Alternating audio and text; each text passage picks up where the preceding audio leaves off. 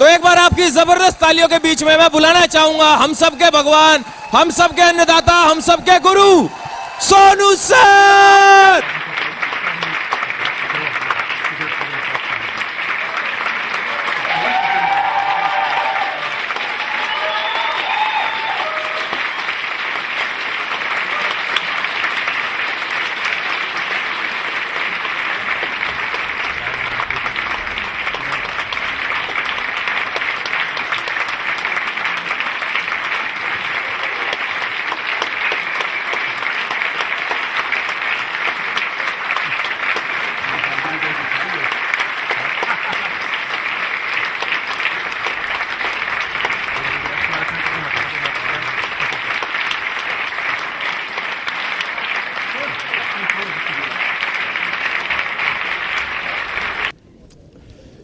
दोस्तों, मेरा नाम सोनू शर्मा है और मैं इस बिजनेस में करीब 12 बरस से हूं। ये मेरा 13वां साल है इस बिजनेस के अंदर। जो बिजनेस अभी आप कर चुके हैं जिसका नाम नेस्विज रिटेल्स है, मैं उसका बिजनेस पार्टनर बना सितंबर 14, 2005 में। Prior to this I used to teach. मैं पढ़ाया करता था इस बिजनेस में आने से पहले, और इस जर्नी को करीब 12 बरस हो गए। और 12 बरस एक बहुत बड़ा अरसा होता है किसी भी एक प्लेटफॉर्म के अंदर काम करते हुए। और 12 बरस आप एक प्लेटफॉर्म में एक ही सूरत में काम कर सकते हैं जब वो प्लेटफॉर्म पाक साफ हो बिल्कुल।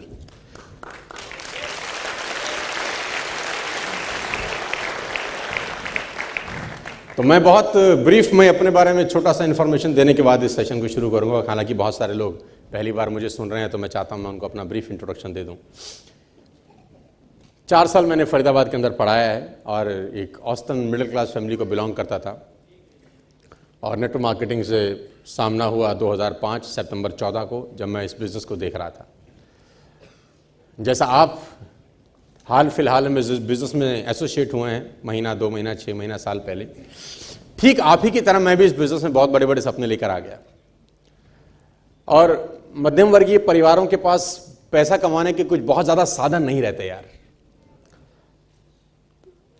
मतलब हम लोग अपने घरों में 100 रुपए के लिए झगड़ा होते भी देखते हैं, और मार्केट में जब शॉपिंग करते हैं तो बार्गेनिंग खूब दबा के करते हैं जितनी कर सकते हैं, क्योंकि जितना पैसा बच जाए उतना अच्छा रहता है। हमारे परिवारों में कभी कभी काम आता है कहीं ना कहीं।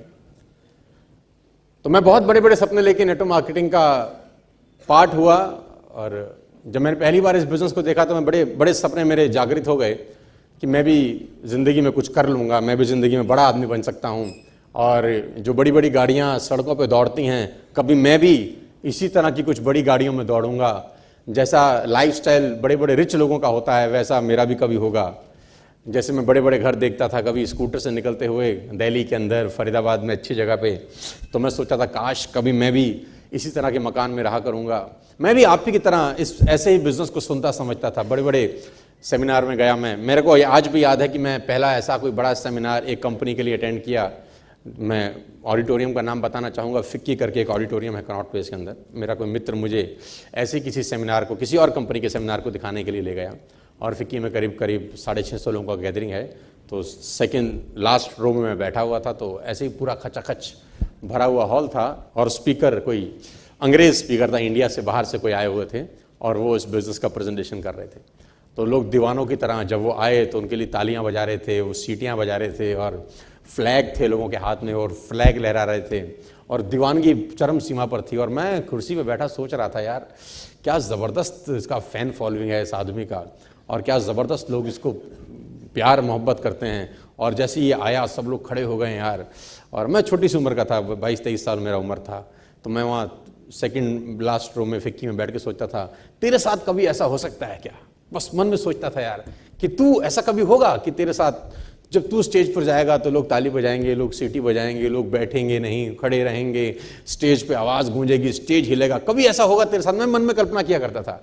लेकिन देखिए आज वो दिन आ गया कि आपके सामने मैं खड़ा हुआ हूँ, और आपके सामने वो सब हो गया है यार जो हम कल्पना में सोचते थे कभी यार। तो इसका सीधा सा अर्थ यह है कि इस दुनिया में असंभव कुछ नहीं है। आप जिस चीज़ की कल्पना कर सकते हैं उसकी रचना की जा सकती है। मेरा करियर स्टार्ट हुआ नेटवर्क मार्केटिंग में। लोगों से मिलने का सफ़र शुरू हुआ, लोगों से मिलना चालू किया, और मैं बहुत खूबसूरत इंडस्ट्री समझता था इसको, और मेरी गलतफहमी बहुत जल्दी दूर हो गई। क्योंकि नेटवर्क मार्केटिंग में मैं हमेशा से बोलता आया हूं, बाय चॉइस नहीं आते, बाय चांस आ जाते हैं। नेटवर्क मार्केटिंग एक ऐसा प्रोफेशन है जिसमें आप बाय चांस आ जाते हैं।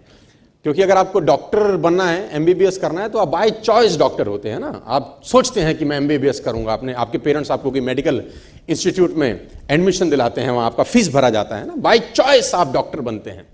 ऐसे अगर आपको एलएलबी का शौक है, आप चाहते हैं कि आप एक लॉयर बने, तो आप एक अच्छा इंस्टीट्यूट पिक करते हैं, आप बाय चॉइस लॉयर बन जाते हैं। आपको अगर एमबीए करना है तो आप बाय चॉइस एमबीए करते हैं। इंजीनियर बनना है तो आप बाय चॉइस इंजीनियर बनते हैं। फैशन डिजाइनर बनना है तो बाय आप चॉइस करते हैं, चूज करते हैं अपना करियर। 12th के बाद या 10th में या 11th में, जब भी आपके सपने आकार लेते हैं तो आप अपना करियर को चूज करते हैं, है ना, किसी भी जिंदगी के मोमेंट पे, कि मैं बड़ा होकर डॉक्टर बनूंगा, या मैं बड़ा होकर फिल्म स्टार बनूंगा, या क्रिकेटर बनूंगा। यानी जितने भी करियर इस दुनिया में चलते हैं वो बाय चॉइस होते हैं। लेकिन नेटवर्क मार्केटिंग इस दुनिया का एकमात्र ऐसा करियर है जो बाय चॉइस नहीं होता, जिंदगी में बाय चांस आ जाता है। ये बाय चांस आ जाता है। हमने कभी सोचा नहीं था ना, आपने कभी 12th में थोड़ी ना सोचा होगा कि आप नेटवर्क मार्केटिंग करेंगे यार, कभी नहीं सोचा होगा। फर्स्ट ईयर में नहीं सोचा होगा, सेकंड ईयर में नहीं सोचा होगा, फाइनल ईयर में नहीं सोचा होगा, अपनी जॉब को करते करते कभी कल्पना नहीं करी होगी। तो बाय चांस आप नेटवर्क मार्केटिंग का हिस्सा बन जाते हैं। और मैं 12 साल के तजुर्बे के बाद एक बात दावे के साथ कह सकता हूं दोस्तों, भगवान की जिस पे असीम कृपा और रहमत हो ना, वही लोग नेटवर्क मार्केटिंग करते हैं। मैं आपको ईमानदारी से ना, ये दिल पे हाथ रख के बोल सकता हूं आज आपको।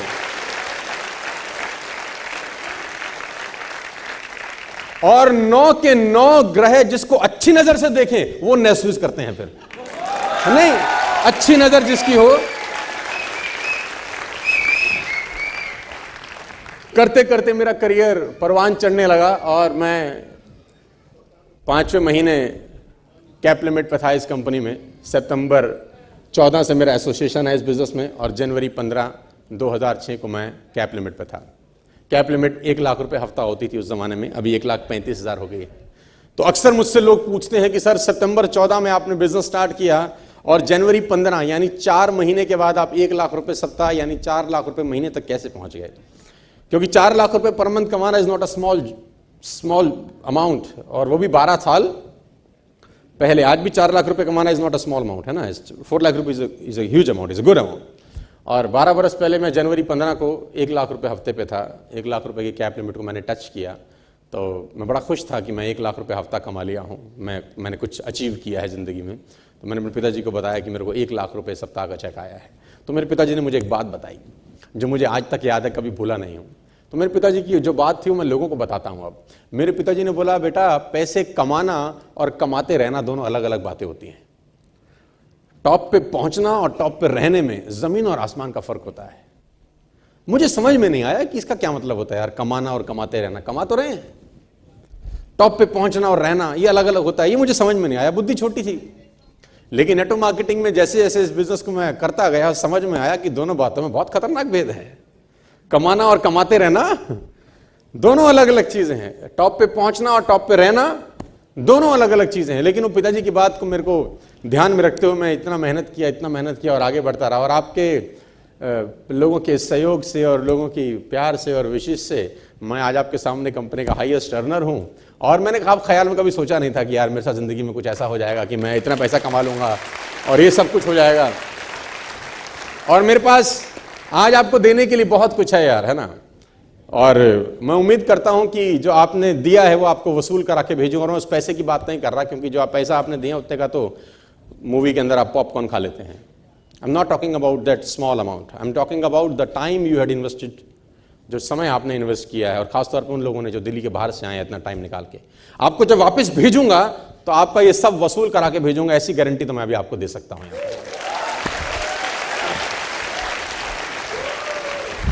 तो we will start this session, और मैं अपने 12 साल का तजुर्बा आपको बताने का प्रयास करूंगा और कि कैसे 1 करोड़ रुपए 1 साल में आ सकते हैं। और ये असंभव कुछ नहीं है। मैंने आपको फिर कहा कि nothing is even impossible says I am possible. तो will start the session with your, और मैं चाहता हूं एक बार तालियां उस परमपिता परमेश्वर के लिए हों जिसकी वजह से आप हम सब बैठे हैं यहां पर, और जोरदार होनी चाहिए यार।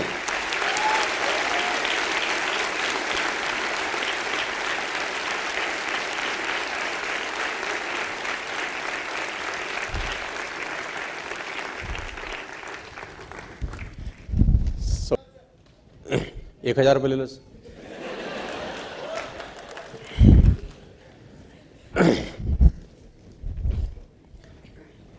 तो शुरुआत करते हैं एक बेहतरीन शेर के साथ। एक राहत साहब का एक बहुत बड़ा बढ़िया शेर है, संदीप जी ने बहुत बढ़िया तरीके से मुझे बुलाया। मैं चाहता हूं एक बार तालियां संदीप जी के लिए भी हो जाएं यार।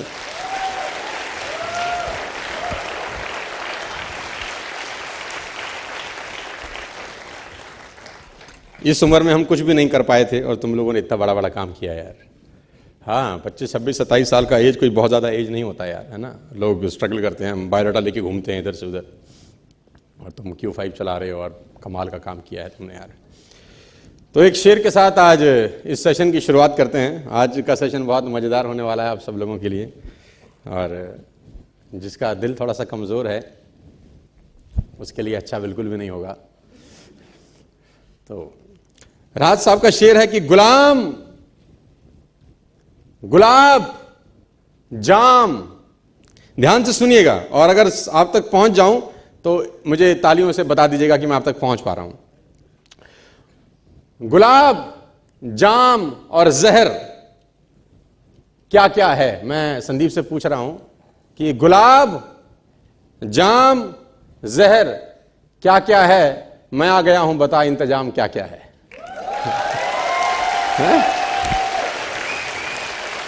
गुलाब, जाम और जहर क्या क्या है? मैं आ गया हूं, बता इंतजाम क्या क्या है? कहते हैं फकीर, शाह, कलंदर। फकीर, शाह, कलंदर, इमाम क्या क्या है? तुझे नहीं पता तेरा गुलाम क्या क्या है?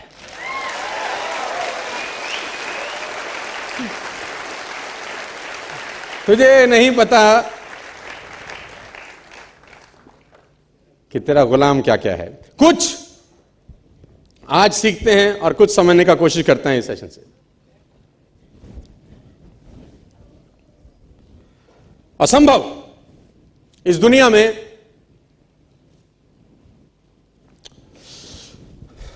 कुछ नहीं होता दोस्त, ये परिकल्पनाएं हैं खाली।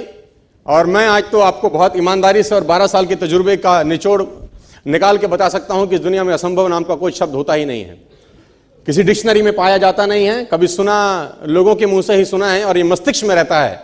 असल में अवतरित तब होता है जब अधिक बार सोचा जाता है। जितनी बार आप अधिक सोचते हैं उतनी बार ये मजबूत हो जाता है। आप जितनी बार इसकी कल्पना ज्यादा करते हैं उतनी बार ये और मजबूती के साथ आपके सामने आके खड़ा हो जाता है। लेकिन असल जीवन के अंदर इसकी कोई प्रजाति पाई नहीं जाती। मैं आपको कुछ उदाहरण बताना चाहूंगा आज, और फिर इस सेशन का शुरुआत करेंगे अपन लोग। ये कोट है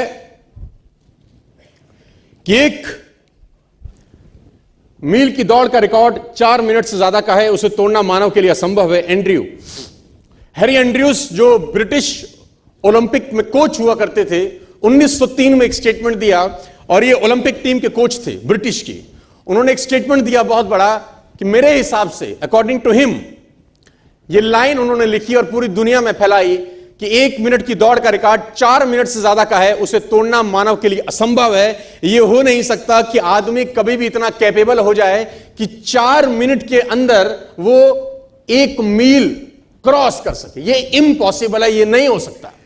this is next to impossible कि आदमी इतना सक्षम हो जाए शारीरिक रूप से कि वो 1 मील की यात्रा 4 मिनट से पहले खत्म कर दे। लेकिन किसी बेवकूफ ने बात सुनी नहीं और निकल के आए रॉजर बेनेस्टर, और रॉजर बेनेस्टर ने 4 मील की यात्रा 3 मिनट 59 सेकंड और 4 मिली सेकंड में पूरा करके वर्ल्ड रिकॉर्ड बनाया। दुनिया में जो चीज कभी नहीं हुई थी, रॉजर बेनेस्टर ने उसको प्रूव किया कि नहीं, असंभव इस दुनिया में कुछ नहीं होता। पूरे अखबार, पूरे किताबें छप गई इनके नाम से कि रॉजर बेनेस्टर ने वो कर दिया जो आज तक इतिहास में नहीं हुआ, और ब्रिटिश ओलंपिक का जो कोच था उसको झूठा साबित कर दिया, जो अपने आप में कहा जाता था कि महानतम कोच में से एक है, और ये क्लेम करता था कि मानव के अंदर इतनी शक्ति पैदा नहीं हुई आज तक कि वो 1 मील की यात्रा 4 मिनट से पहले कर सके।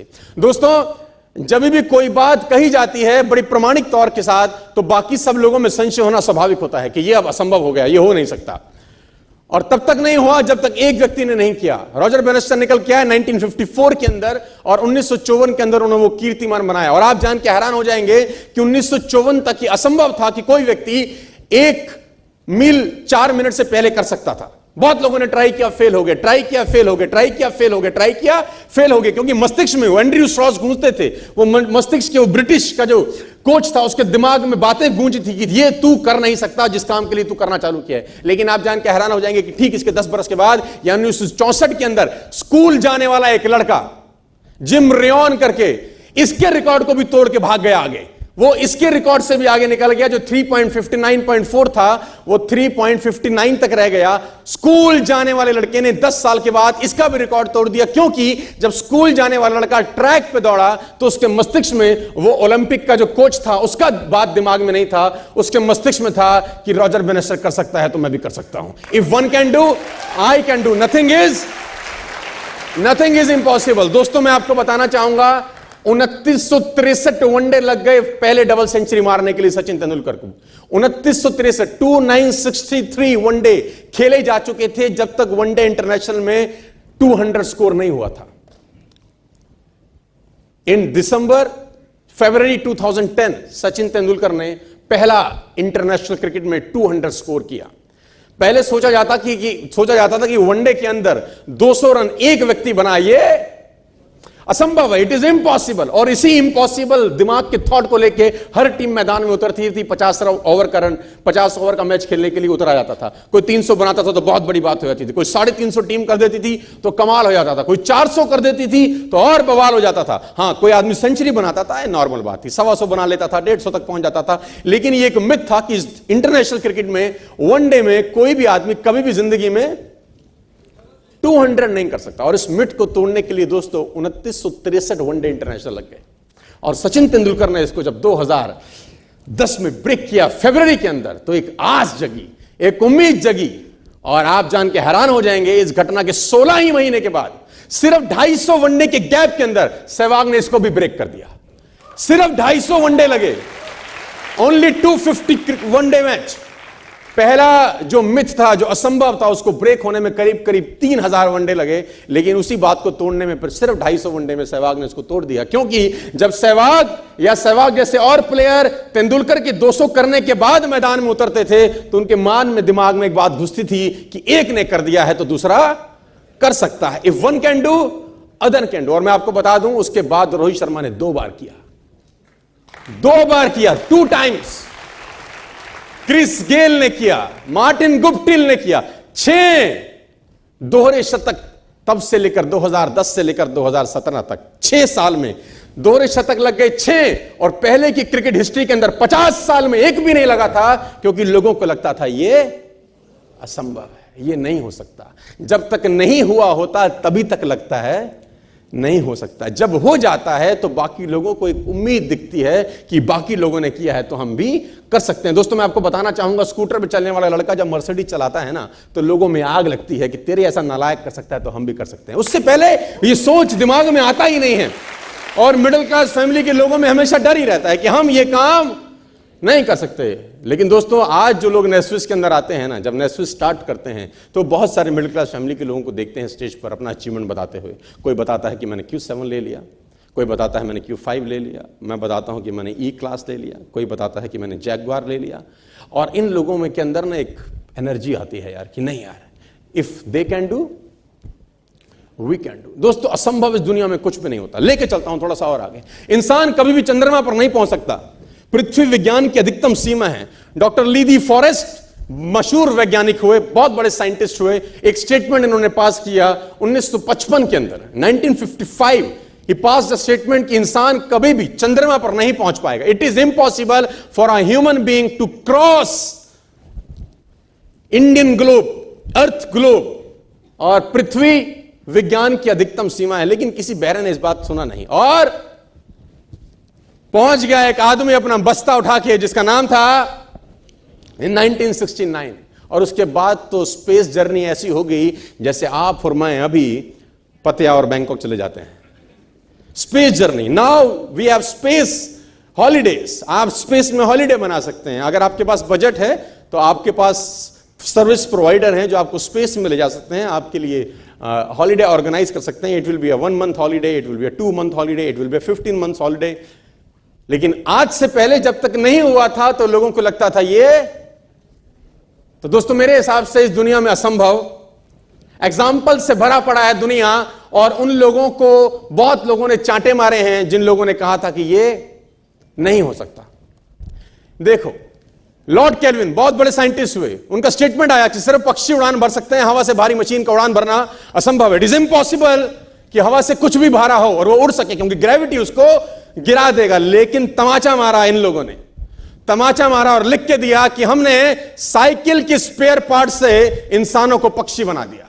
साइकिल के स्पेयर पार्ट से इंसानों को पक्षी बना दिया। 16 साल लगे राइट ब्रदर्स को जहाज का निर्माण करने में, लेकिन इन लोगों ने उसकी बात नहीं सुनी कि जो कहते थे कि वायु का सिद्धांत तुम्हारे विपरीत है। यह बात भंवरे को कही जाती थी कि भंवरा वायु के सिद्धांत के कारण कभी जीवन मोड़ नहीं सकता, क्योंकि उसके पंख उसके शरीर से हल्के रहते हैं।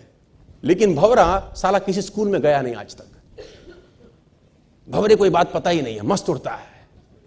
वायु का सिद्धांत बोलता है कि तू जिंदगी में नहीं उड़ सकता, क्योंकि तेरा शरीर तेरे पंखों से बहुत भारी होता है। लेकिन वो किसी यूनिवर्सिटी में थोड़ी ना जाता है जहां पर पढ़ाया जाता है कि you can't do this things.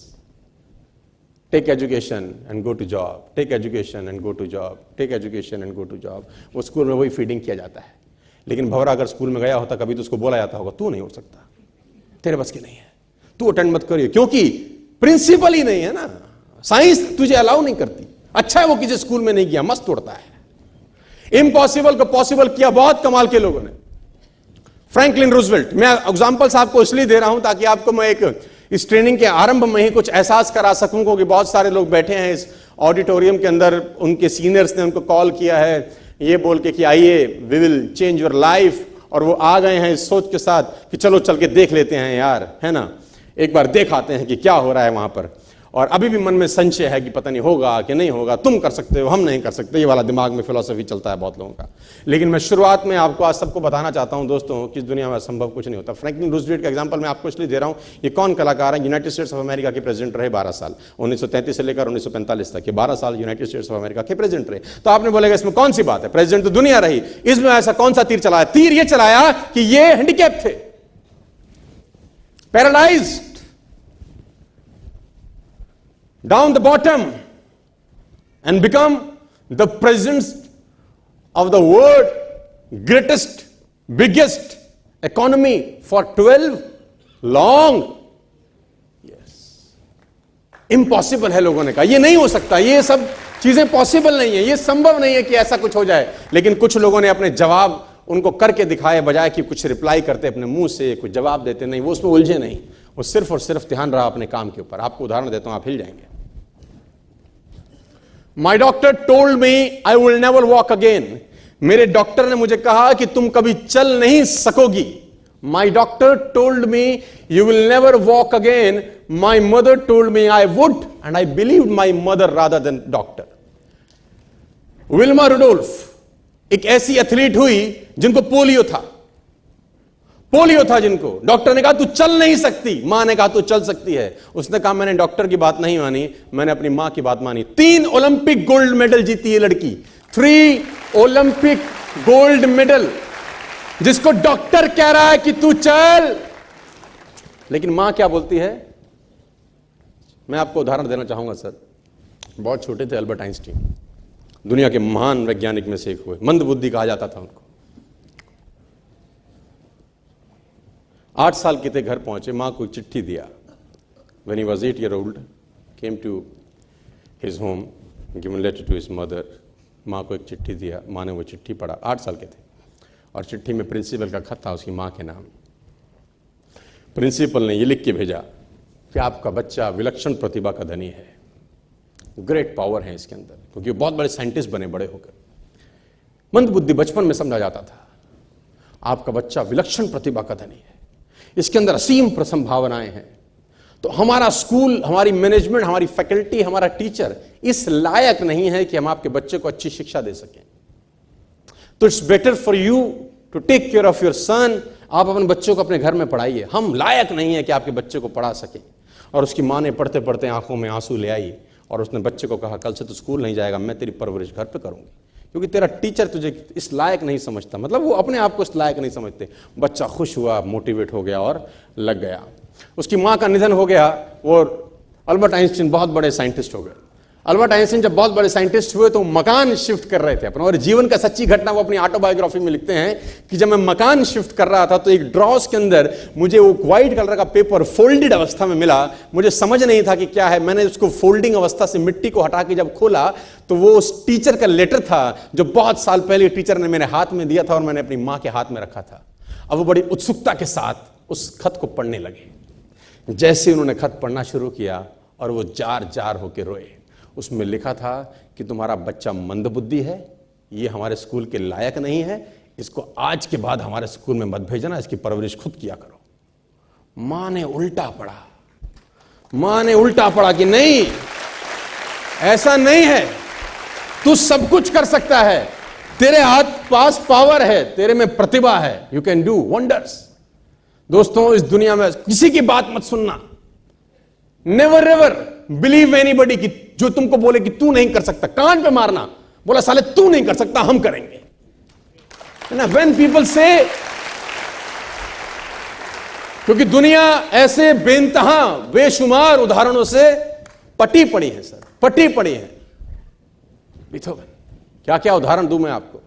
20 साल की उम्र में यह आदमी बहरा हो गया और दुनिया के महानतम संगीतकारों में से एक है। इतना रॉयल्टी आज भी जाता है कि आप और मैं कल्पना नहीं कर सकते। बहरा, जो आदमी सुन नहीं सकता, आप कल्पना कर सकते हैं वो संगीत का रचयिता होगा। जिसको सुर सुनाई ना देते हो, जिसको ताल सुनाई ना दे, आप कल्पना भर करिए कि संगीतकार होने के लिए सुनना आवश्यक है कि नहीं है।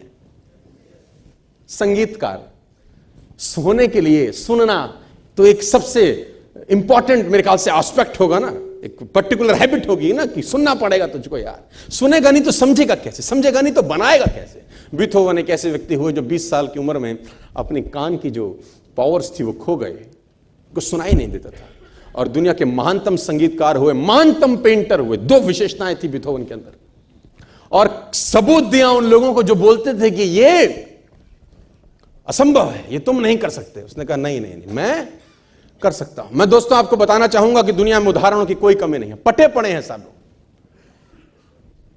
ये नाम आप जानते हैं, ये नाम आप जानते हैं।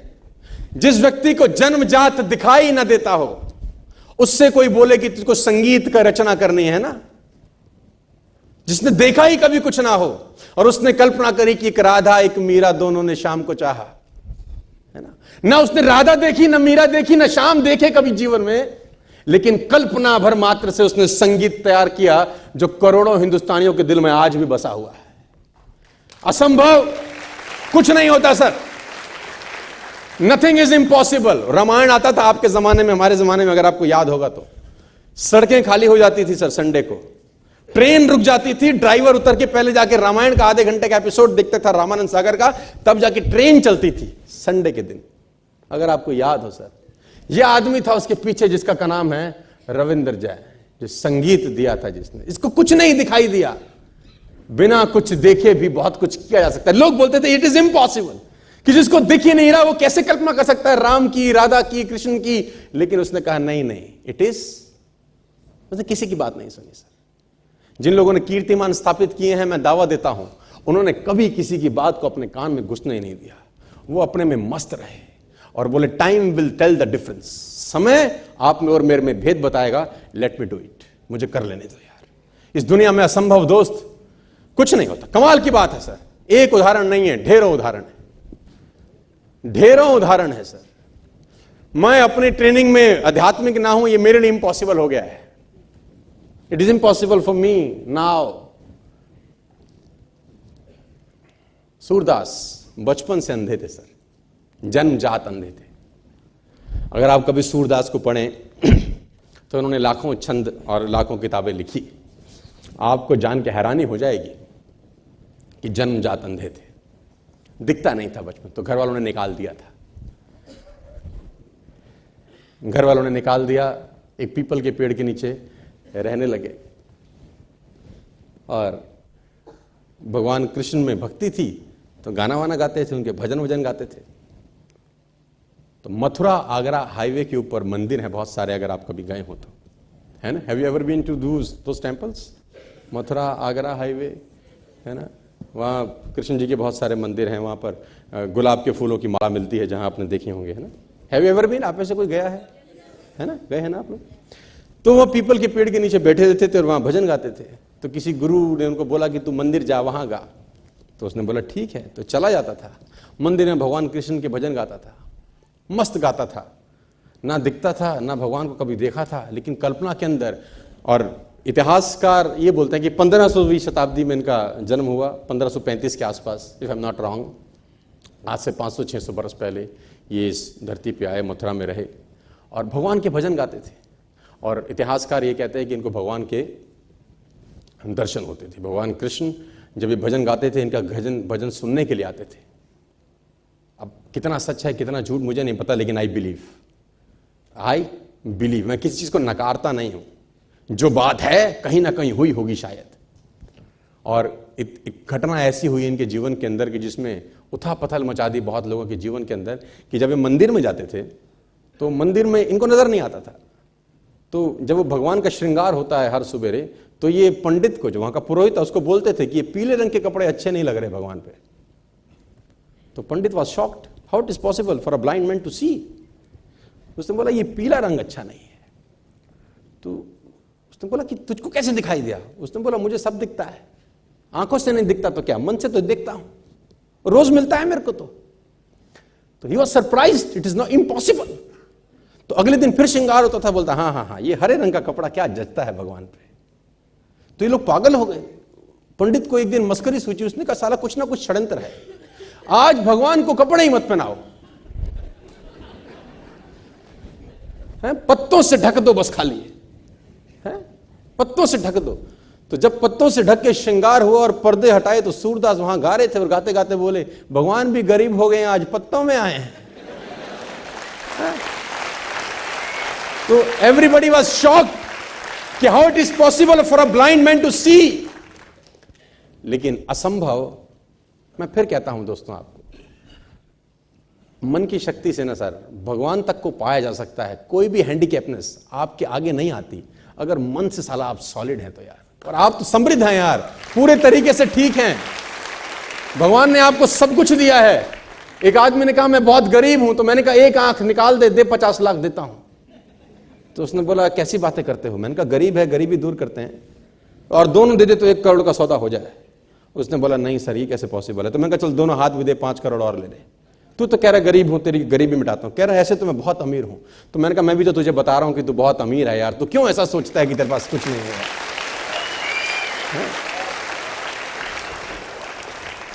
और भगवान ने सूरदास को दर्शन किए। आप सूरदास के बारे में पढ़ें, छंद पढ़ें तो आपके रोंगटे खड़े हो जाएंगे। कुएं में नहाते नहाते गिर गए, कहते हैं एक दफा। जब कुएं में नहाते हुए गिरे, अंधे थे, नजर नहीं आता था, तो पानी में गिर गए। तो भगवान को हाथ जोड़े कि निकालो प्रभु। तो कहते हैं कि भगवान छोटे से रूप लेके उनको बाहर निकालने आए। और जब बाहर निकाला तो इनके जीवन की अद्भुत घटना है। तो हाथ पकड़ा हुआ था भगवान ने, तो इन्होंने जैसे ही वो हाथ का स्पर्श किया, इनको समझ में आ गया कि आज आदमी आ गया है। जो अब तक सिर्फ ख्वाब में दिखता था वो आज आ गया। तो उसने कस के पकड़ लिया, तो समझ में आ गया कि आज हाथ मौका लगा, आज मत छोड़। तो कहते हैं भगवान ने झटके से हाथ छुड़ा दिया। तो सूरदास का एक बहुत बेहतर दोहा है सर, अपने साथ लेके जाना, खतरनाक दोहा है। हाथ छुड़ाए जात हो निर्मल जान के मोहे, हृदय से जब जाओ तब सबल जानूंगा तोहे। है ना, हाथ छुड़ा के तो जा सकते हो, है ना, आज मैं कमजोर हूं तो हाथ को झटक सकते हो, लेकिन साला दिल से निकल जाओ तब मानूंगा कि कुछ हो। और लोगों ने कमाल किया सर, लोगों ने वो कुछ किया है जिसको असंभव लोग बोला करते थे। मैं आपको बताना चाहूंगा, लेके चलता हूं एक और जगह, आप बड़े रोमांचित होंगे और मजा आएगा आपको। देखो कमाल की बात, आप इन दोनों महिलाओं को जानते होंगे, मैं नाम लिख देता हूं, आपको और अच्छे से समझ में आ जाएगा। दोनों में एक सिमिलैरिटी है सर, मैं महिलाओं से आग्रह करना चाहता हूं कि वो बताएं कि दोनों महिलाओं में क्या सिमिलरिटी है। दोनों का पैर नहीं है, आर्टिफिशियल पैर है, तो दोनों नाकामयाब होनी चाहिए थी फिर तो। लेकिन दोनों अपनी फील्ड में शीर्ष पर हैं सर, शीर्ष पे, टॉप पे हैं, बीच में भी नहीं है, टॉप पे हैं, टॉप में, ऊपर। नथिंग इज असंभव दोस्त, इस दुनिया में कुछ नहीं होता। और जितनी मेरी माताएं और बहनें यहां पर बैठी हैं, मैं आपको बताना चाहूंगा, जितनी ताकत आप में है उतनी ताकत इस दुनिया में भगवान ने किसी को बख्शी नहीं है। मैं रियली बता रहा हूं, दिल से बता रहा हूं। मेरी 2 बेटियां हैं, I have 2 daughters, one is 9 year and another is a 3 year। 2-3 साल, एक 3 साल की, एक 9 साल की बेटी। और मेरा दूसरा बेटी आज से 3 बरस पहले हुआ तो मैं हॉस्पिटल में था, तो वो सिजेरियन हुआ। तो मुझे, हम लोगों को जो मेल लोग हैं ना, कभी जिंदगी में एहसास नहीं हो सकता कि produce a baby is how difficult. हम लोग कभी कल्पना नहीं कर सकते, मैं सच्चाई बता रहा हूं आपको। हम लोग ख्वाब ख्याल में नहीं सोच सकते, हम तो खाली डिलीवरी देख लें तो ही मर जाएंगे। सर मैं बता रहा हूं कि मेरे को जिंदगी का सबसे बेहतरीन तजुर्बा हुआ 3 साल पहले। I was sitting outside the operation theatre waiting for a call कि कुछ होएगा, कुछ मेरे को न्यूज़ मिलेगा टाइप, है ना, और ऑपरेशन थिएटर के ऊपर लिखा हुआ था। मैं आपको बताना चाहूंगा सर, एक बात जो दिमाग में कौंधी वहां बैठे बैठे, मैं मार्केटिंग का आदमी हूं, सेल्स का आदमी हूं और ट्रेनर हूं आज की डेट में, तो हर बात को उससे जोड़ के देखता हूं। तो जो सबक दोस्त अगर आप तक पहुंच सकूं तो बताइएगा मुझे जिंदगी का क्या मिला। It will take extreme pain plus labour, then only will give you a new birth. Extreme pain plus labour will give you a new birth. इसीलिए लिखा होता है वहां लेबर रूम, लेबर रूम। नया जीवन बनाना है और अपने आप को चेंज करना है तो आपको असीम पेन से और लेबर से तो गुजरना पड़ेगा सर। और ये लोग पैर नहीं है सर और डांस कर रहे हैं, चल नहीं रहे, डांस कर रहे हैं, पैर नहीं है। कहां चले गए? एवरेस्ट 8000 फीट की ऊंचाई, -52 डिग्री टेम्परेचर। दोस्तों आपके रोंगटे खड़े हो जाएंगे जब मैं बताऊंगा आपको एवरेस्ट में क्या होता है। 200 लोग ऐसे हैं जो अभी तक एवरेस्ट से लौटे नहीं हैं वापस। More than 200 bodies are still on the Everest. -53 degree temperature है सर, -53 डिग्री। मैक्सिमम जो डेथ होती है एवरेस्ट में लौटते वक्त होती है। और वो लेडी जिसका पैर नहीं है वो कहती मैं एवरेस्ट पे जाऊंगी, उठा के फेंक दिया कुछ लोगों ने ट्रेन से नीचे, है ना, निकल के बोली कि मुझे एवरेस्ट जाना है। तो लोगों ने कहा पागल हो गई है क्या, ये तो असंभव, इट इज इम्पॉसिबल। वो सीधे जिसके 2 पैर नहीं है वो नहीं जा सकता और तेरा तो एक आर्टिफिशियल है, सिंथेटिक है, हाउ इट इज पॉसिबल। उसने बोला nothing is impossible, let me take a chance. 200 bodies आज भी हैं। कितना कठिन रहता होगा दोस्तों, कल्पना करिए कि आप एवरेस्ट की चढ़ाई कर रहे हैं, एवरेस्ट सबमिट कर रहे हैं, ऊपर जा रहे हैं, कोई समस्या नहीं है, चलो जा रहे हैं, रास्ते में आपको एक बॉडी दिखाई देती है, रास्ते में एक बॉडी दिखाई देती है और रास्ता इतना है कि आपको उसको क्रॉस करके जाना है, संकीर्ण रास्ता है ना। तो मन क्या बोलता होगा? नेगेटिविटी आती होगी कि नहीं आती होगी? आती होगी कि नहीं आती होगी?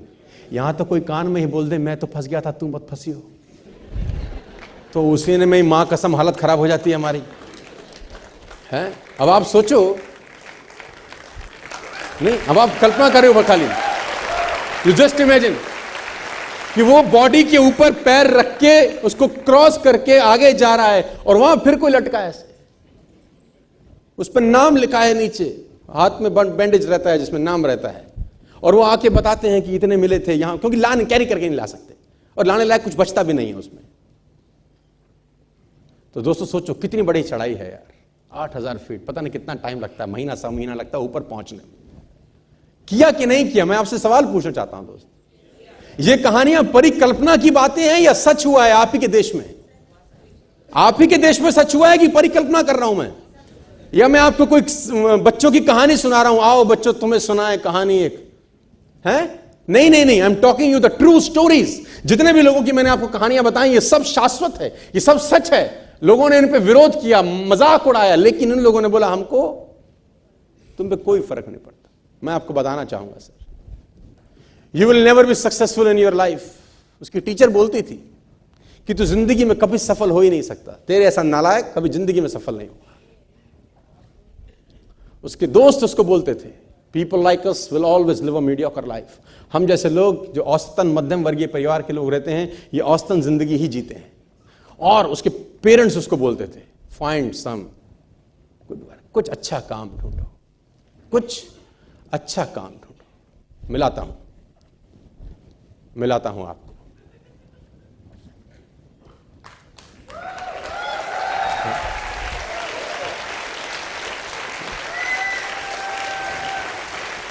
ये 2005 का सोनू शर्मा है सर, 2005 है? पेरेंट्स बोलते थे कोई अच्छा काम करो, नेटवर्क मार्केटिंग तुम्हारे मतलब का बिजनेस नहीं है, ये कोई काम है करने का। उसकी टीचर, मेरे टीचर मुझको बोलते थे कि तू नालायक है, जिंदगी में कुछ नहीं कर पाएगा। मैं फेल हो गया था 11th के अंदर। मेरे दोस्त बोलते थे हम जैसा जिंदगी थोड़ी ना हो, हमारे ऐसे लोगों के पास मर्सिडीज, BMW, ऑडी ऐसी गाड़ियां नहीं हो सकती। हवा में उड़ना बंद कर दे, बड़ी बड़ी बातें करता है तू, ऐसे मत कर, ऐसे थोड़ी ना होता है। तो मैं बचपन से ही ऐसे था, शरारती टाइप, और बोलता था एक दिन ऐसा करूंगा, एक दिन ऐसा करूंगा। पिताजी कान में मारते थे, बोलते थे कुछ करता नहीं है जिंदगी में। तो हम एक ही बात बोलते थे, जो कुछ नहीं करते पापा वो कमाल करते हैं।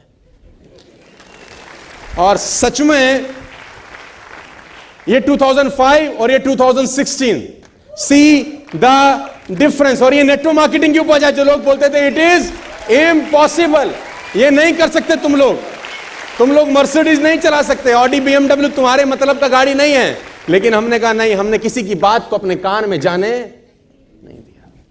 तो पहला लेसन मेरा दोस्तों आपके लिए आज ये है कि जितने भी लोग आज के बाद तुमको कहें कि तुम नहीं कर सकते, बोलो ये लाइन तू अपने को बोल, हमको मत बोल। आज के बाद ये घुमा दे अपनी तरफ, ये भोंपू अपनी तरफ घुमा, ये गीता ज्ञान अपने पास रख, और तू अपने बारे में ऐसा बोल तो हम मान जाएंगे। तुझे देख के लगता भी है कि तुझसे ना हो पाएगा, लेकिन हम ये काम कर सकते हैं, जरूर करेंगे। Nobody can stop us. आगे लेके चलता हूं दोस्तों। मैं आपको बताना चाहता हूं, जो लोग खुद को कमजोर समझते हैं वो अपना नहीं, भगवान का अपमान कर रहे हैं सर। भगवान ने किसी को कमजोर पैदा नहीं किया है सर। जो लोग खुद को कमजोर मानते हैं वो अपना नहीं, ईश्वर का अपमान कर रहे हैं। उसने किसको कमजोर, उसकी कुदरत में तो कोई भेद नहीं है ना। भगवान के लिए तो बच्चे बराबर ही होते होंगे यार। Hello, if I am not wrong, एक मां के लिए दोनों बच्चे बराबर रहते होंगे कि नहीं रहते होंगे यार। तो ईश्वर के लिए कैसा कोई बड़ा और कैसा छोटा हो सकता है? वो तो हमने सोच लिया ना, और जैसा सोच लिया वैसा हो गए। मैं आपको बताना चाहूंगा सर, नहीं सर नहीं, उसकी संरचना में कोई भेद हो सकता नहीं, ये असंभव है। बस हम सोच लेते हैं, ये सबसे बड़ा समस्या है।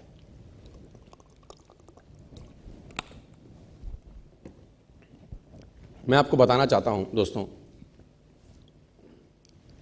जब से इंसान ने असंभव शब्द का प्रयोग किया है ना, जहां तक मैं समझता हूं, जब से इंसान ने असंभव शब्द का प्रयोग किया है, मुझे लगता है मानव जाति के सबसे बुरे और विनाशकारी दिन थे वो,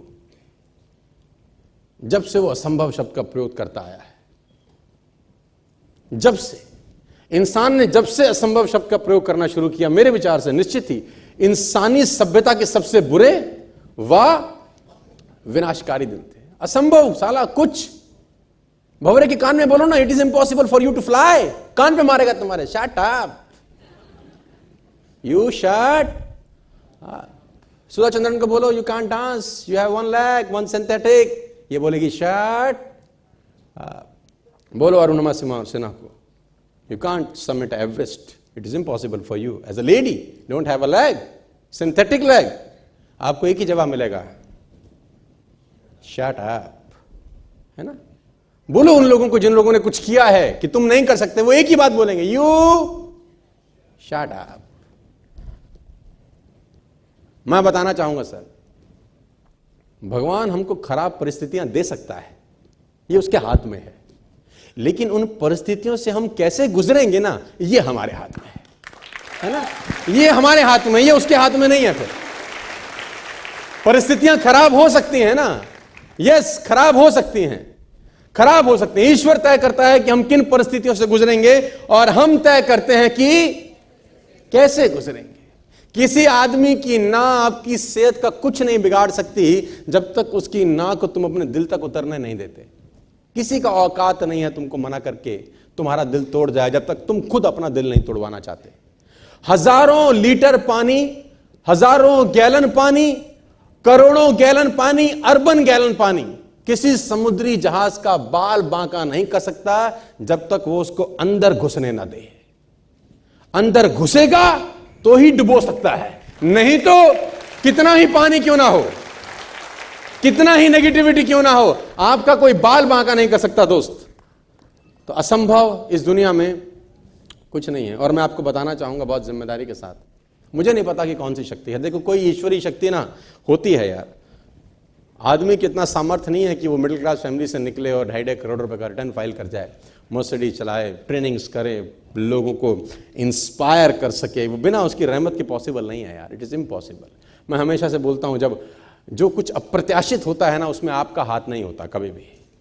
जो कुछ भी अप्रत्याशित हो रहा है उसमें कभी आपका हाथ नहीं है, वो पावर पीछे से कुछ और चल रही है। मैं हमेशा से बिलीव करता हूं जो इम्पॉसिबल था आज से कुछ साल पहले, अगर वो आपके लिए पॉसिबल हो रहा है तो ये आपका क्रेडिट नहीं है, ये क्रेडिट किसी और का है। कभी जिंदगी में क्रेडिट मत लेना, क्योंकि मैं जानता हूं कि कोई ना कोई शक्ति ऐसी है यार। कौन सी है ये मैं नहीं जानता, मौजूद है ये मुझको पता है। और वो उन परिस्थितियों में काम करती है जब आप निर्णय कर लेते हैं कि कितनी भी नेगेटिविटी हो जाए मैं आगे ही बढ़ता जाऊंगा, और वो आपको सपोर्ट करती है। फिर आपको सपोर्ट करती है जब आप पीछे हटने से मना कर देते हैं। मैं नहीं जानता सर, आई डोंट नो, मुझे नहीं मालूम ये कौन सी शक्ति है, मैं तो बस इतना ही जानता हूं कि ये मौजूद है। और यह इंसान को उसी मानसिक अवस्था में मिलती है जब वह ठीक ठाक जान लेता है कि वह क्या चाहता है, और फिर उसे पाने के लिए मैदान ना छोड़ने के लिए तैयार रहता है। ये शक्ति है, यही है, और आपके साथ लगी है जब आप मना करते हैं कि मैं पीछे नहीं हटूंगा यार। मैं गारंटी के साथ कह सकता हूं दुनिया की कोई ताकत आपको आगे बढ़ने से नहीं रोक सकती यार, बस आप पीछे मत हटना यार। और लोग आपको पीछे हटाने का भरसक प्रयास करेंगे, ये मैं आपको बताना चाहता हूं। लोगों की टेंडेंसी रहती है वो आपको तंग करेंगे। एक गांव में 100 घर हैं और 100 के 100 घर में लाइट नहीं है ना, कोई तकलीफ नहीं है, सब मस्त रहते हैं गांव के लोग, ठोकर भी नहीं लगती, आराम से जाते हैं, खाना खाते हैं, सो जाते हैं, पानी पीते हैं, सो जाते हैं, किसी को कोई तकलीफ नहीं है। कहीं से गांव का व्यक्ति कहीं से शहर जाके एक दिया खरीद लाया और तेल खरीद लाया और उसने जला दिया, और 99 ने देखा किसी के घर में शाम को 7 बजे अब रोशनी चालू है।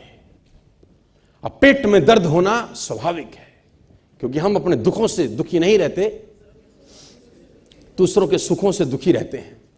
अब दुख आया तो उसको निवारण का उपाय खोजो। निवारण के 2 उपाय हैं कि वो 99 लोग शहर जाएं, एक एक लाएं, अपना अपना जलाएं और मस्त रहें। और दूसरा,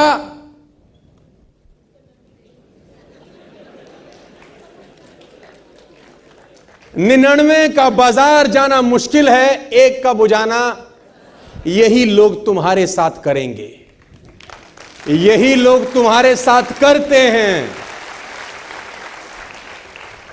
खुद मेहनत करके कुछ नया काम बिल्ड करने में मेहनत लगती है, ताकत लगती है, और मना करने में तो 1 मिनट लगता है कि नहीं करना, और ये तुम भी मत करो, बेकार है। इसमें लगता क्या है? क्योंकि इसमें आप कंफर्टेबल नहीं हो। दोस्तों मैं आपको एक डेमो देता हूं।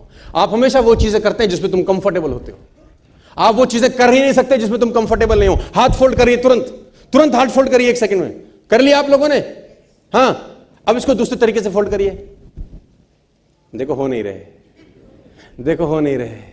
पहले तरीके से झट से हो गए थे, लेकिन दूसरे तरीके से जब बोलता हूं ना थोड़ा सा नहीं होते ना, सोचना पड़ता है। आप हमेशा वो चीजें करने में रहते हैं जिसमें आप कंफर्टेबल होते हैं। दोस्तों इस दुनिया में असंभव कुछ भी नहीं है, और कुछ नेचुरल पावर्स हैं जो आपकी मदद तभी करती हैं उसी हालात में जब आप ना को तवज्जो नहीं देते और आगे ही बढ़ते जाते हैं। The power will support you 100%। मैं जीता जागता उदाहरण हूं सर। हमारे जैसे लोग, आप कल्पना कर सकते हैं, people like me driving E class Mercedes. What क्या था मैं जानते हैं? स्कूटर पे पेट्रोल डलवाने का पैसा नहीं होता था, और फ्लाईओवर के ऊपर बंद कर लेता था कि नीचे अपने आप आएगा, लॉ ऑफ ग्रेविटी बोलता था मैं उसको। हाँ आप हंसिए मत, गरीब का मजाक ना उड़ाइए, तुम भी करते होगे कमीनो। मेरे जैसे लोग, आप सोच के देखिए, कल्पना भर करिए, मेरे जैसे लोग साइकिल का पंचर लगाते थे, ट्यूब वाला नचाता था, पानी के अंदर बाल्टी रहती थी उसके पास, एक टब रहता था बड़ा, वो चेक करने के लिए पंचर वाले को डालते हैं ना हवा भर के, तो दिल धड़कता था, दो ना निकले इसमें, है ना, क्योंकि डबल पैसा देना पड़ेगा फिर इसको। मेरे जैसे लोग जब 10,000 रुपए इस कंपनी में दे रहे थे तो सांस रुकी हुई थी कि वापस आएंगे कि नहीं आएंगे। 100 के 100 नोट थे, दिल धड़कता था लौटेंगे भी सही कि नहीं। और उस वक्त कोई मुझे बोलता मर्सिडीज, तो मैं उसके 2 मारता, मैं उसको बोलता अपने 10 कैसे आएंगे पहले ये बता। मेरे जैसे लोग जिसको मोहल्ले में कोई नहीं सुन रहा, जिसको घर में कोई नहीं सुन रहा, जिसको कॉलेज में कोई नहीं सुन रहा, मेरे जैसे लोग को 200 कंट्री में लोग सुन रहे हैं। It is, yes, it is possible because of some natural powers. Yes, some powers are present. कुछ पावर्स हैं सर, और मैं क्रेडिट कभी भी नहीं लेता। जब भी कुछ अप्रत्याशित हो तो क्रेडिट आपका नहीं है, कहानी पीछे से कोई और खेल रहा है यार। और वो खेलता तभी है जब उसको लगता है कि इसको देना चाहिए यार, वो आपको प्रूव करना पड़ता है ना। फिर आप उससे पूछते हैं मेरे से ज्यादा मेहनत की किसी ने इस कंपनी में, उससे पूछते हैं, साक्षात्कार होता है, बातचीत होती है, उससे पूछते हैं जितने प्लान मैंने दिखाए किसी ने दिखाए क्या, जितना नेगेटिविटी मैंने झेला किसी ने झेला क्या, जितने चांटे मुझे लगे किसी ने खाए क्या। तो बोलता है नहीं, तो मैं बोलता हूं देना फिर, तो फिर देना। उसको क्यों दे रहा है, मेरे को क्यों नहीं, मैंने क्या कमी छोड़ी। तो बोलते ठीक है यार, उसको रोक, इसको दे, ये बंदा सेट है यार, ये मेहनत कर रहा है यार, है ना, इसको मत रोक। और जिसने रास्ते बनाने होते हैं वो रास्ते बना ही। Yes, nothing is impossible. इस दुनिया में असंभव कुछ नहीं है।